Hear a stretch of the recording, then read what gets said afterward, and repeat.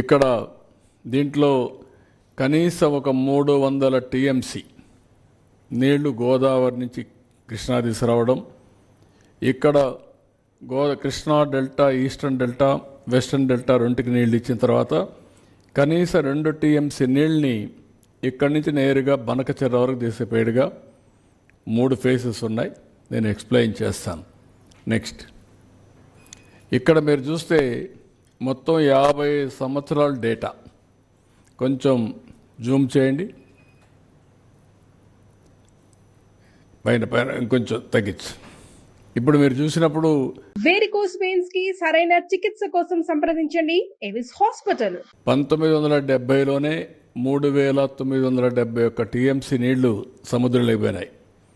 ఇక్కడికి వచ్చినప్పుడు 25వ సంవత్సరం మీరు చూస్తే ఇది 94లో 5959 పోయినాయి.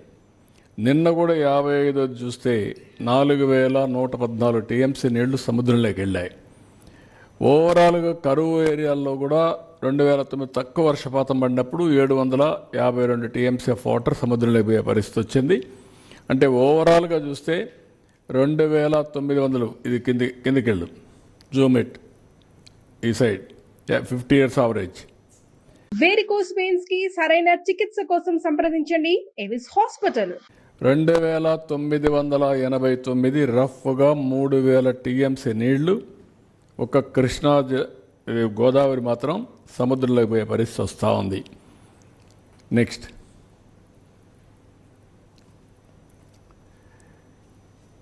ఇది ఈ సంవత్సరం 4114 టీఎంసీ నీళ్లు నేను ఇప్పుడే మీకు చూపించాను.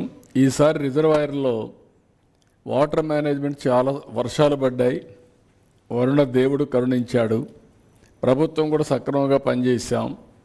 మేము నీళ్లు వస్తూ ఉంటే ఆ నీళ్లు రిజర్వాయర్లు పంపించడానికి శతవిధాలుగా ప్రయత్నం చేశాం. కొంతవరకు మా ప్రయత్నాలు ఫలించాయి. ఈరోజు మీరు చూస్తే ఫస్ట్ టైం చరిత్రలో ఇప్పుడు పంటలన్నీ వాడుకున్న తర్వాత total reservoir capacity in the state 983 TMC of water ఉంటుంది. అది మళ్ళీ షేరింగ్ కూడా ఉంది, శ్రీశైలం, నాగార్జునసాగర్ ఇవన్నీ. ప్రజెంట్ వాటర్ అవైలబిలిటీ 729 టీఎంసీ నీళ్లు ఉన్నాయి. 74% జనవరి 1కి నీళ్లు ఉండడం అనేది ఇది ఒక చరిత్ర. ఎప్పుడూ ఇది జరగలేదు. పంటలు అయిపోయిన తర్వాత, ఖరీఫ్ అయిన తర్వాత, రేపు రబీ వచ్చిన తర్వాత మొట్టమొదటిసారి ఖరీఫ్ కూడా అడ్వాన్స్ ఇచ్చేదానికి అవకాశం ఉంటుంది. వరదల కంటే ముందు, తుఫాను కంటే ముందు పంట తీసుకునే అవకాశం వస్తుంది. దాన్ని ప్లాన్ చేస్తున్నాం. ఇవన్నీ కూడా జరిగిన దానికి కారణం ప్రాపర్ మేనేజ్మెంట్ చేశాం. వరుణ దేవుడు కరుణించాడు, వర్షాలు పడ్డాయి.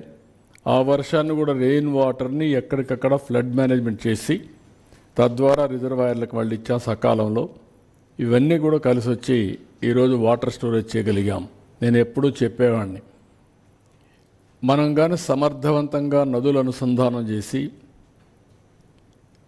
ఎక్కడికక్కడ రిజర్వాయర్స్ కూడా కొన్ని కట్టుకోవాల్సిన అవసరం ఉన్నాయి. అవి కట్టుకుంటే భవిష్యత్తులో నీటి సమస్య ఉండదు. ఆంధ్రప్రదేశ్ 2 సమస్యలు ఉన్నాయి ఒకప్పుడు. ఒక పక్క తుఫాన్లు, ఇంకొక పక్క కరువు. కరువుని సమర్థవంతంగా ఎవ్రీ ఎకరాకు నీళ్ళు ఇచ్చి సమర్థవంతంగా ఎదుర్కొంటే తుఫాన్ని ఎట్లా ఎదుర్కోవాలన్నది తప్పదు, అది ఎదుర్కొంటాం. ఇక్కడ రివర్స్ అన్నీ మీరు చూస్తే మొత్తం ఆల్ రివర్స్ అన్నీ కూడా మీరు చూసినప్పుడు ఇక్కడ మహేంద్ర తనది దగ్గర నుంచి ఇది వంశధార, కొంచెం ఎందుకు అంత ఇది వస్తుంది బ్లింకింగ్, ఓకే, వంశధార, తోటపల్లి, కిందికెళ్ళు. ఇక్కడ రివర్స్ అన్నీ దాటుకుంటూ శారద, ఆంధ్ర అవన్నీ కిందికి వచ్చి నెక్స్ట్ ఇక్కడ గోదావరి. సో ఇక్కడ అన్నీ కూడా ఆల్మోస్ట్ ఆల్ ఇక్కడి నుంచి మీరు చూస్తే ఇప్పుడు పుష్కర ఇది పెట్టిన తర్వాత నేరుగా ఏలేరు దీనికి తీసుకుపోయి అక్కడి నుంచి వరుసగా 1 by 1 కవర్ చేసుకుంటూ ఇక్కడ వరకు తీసుకెళ్ళాం. ఇది చిన్న బిడ్స్ అయిపోతే మొత్తం అయిపోతుంది.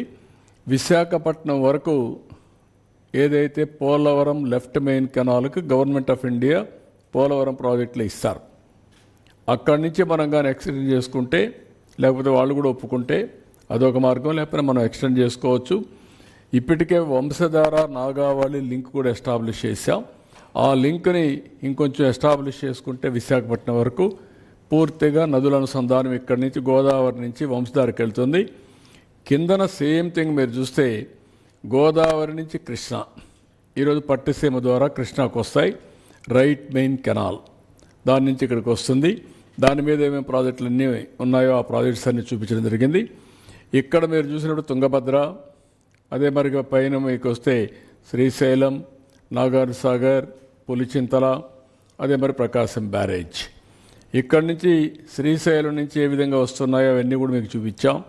అదే సమయంలో ఇక్కడ నాగార్జున సాగర్ నుంచి right main canal, left main canal. ఇప్పుడు లెఫ్ట్ మెయిన్ కెనాల్ నల్గొండకి వెళ్ళి ఖమ్మానికి వచ్చి అక్కడి నుంచి తిరువూరుకు వచ్చి అక్కడి నుంచి నీళ్ళు వచ్చేటివి. ఎప్పుడు మనకు రాలా నీళ్లు.